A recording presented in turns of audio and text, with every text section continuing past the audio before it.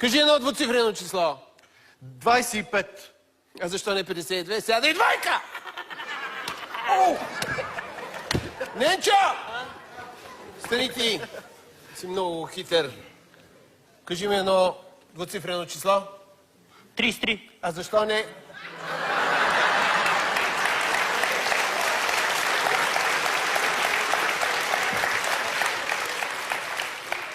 Какъв си ми хитрец! Я да видим сега колко си добър по биология. Кажи ми, моето момче, какво ще се получи, ако маймуна се кръстоса с крокодил? Страшен грозник, госпожо. Глупости! Маймуна не може да се кръстоса с крокодил. Не могат да се кръстосват. При вас как се е получило? Мак! Мак!